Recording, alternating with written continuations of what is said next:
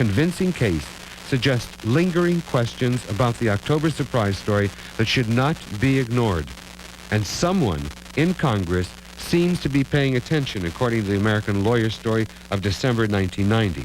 Only 2 people purchased complete transcripts of U.S. versus Brennicky. Defense lawyer Scott and an investigator in the GAO's Office of Special Investigations, known as OSI. Quote, as a matter of course, we don't comment on OSI, unquote, says GAO spokesman Cleve Corland, to whom this reporter, that is the writer of the American Lawyer report, called to the investigator were referred.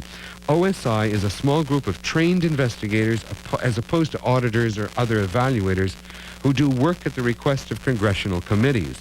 Corland would neither confirm nor deny that an investigation of Brennicky's October surprise claims is in progress.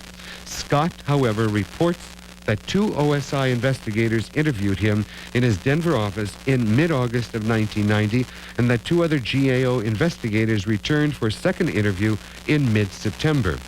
Both Brennicky and his Oregon lawyer, Mueller, say they were interviewed by GAO investigators in Portland on September 18th. All 3 say that the GAO was interested in Brennicky's allegations about the Paris meetings.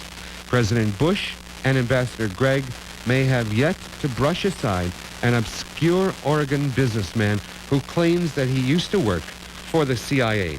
That from an important article by Cameron Barr, a review of the court trial of Richard Brennicky, who claims that George Bush, William Casey, and Donald Gregg made a secret hostage deal with Iran before the 1980 election. And the surprising thing, according to Cameron Barr, is that the government has not been able to prove Brennicky is lying. I think you may have seen some of these stories, but I wanted to call them to your attention. Washington bureau chief of the Hartford Courant out of Washington, Saturday, June 22nd, 1991. The cost of the bailout of the nation's failed savings and loans institutions will maybe twice as high as originally expected, the head of the rescue effort said Friday, June 21st. We have been anticipating that the figures would begin to double, and now they have.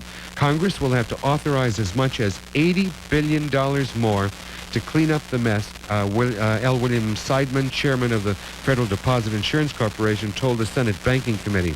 Lawmakers have already approved $80 billion. That money should help pay for the closing or bailout of 557 institutions through this fall. We hope, by the way, my comment.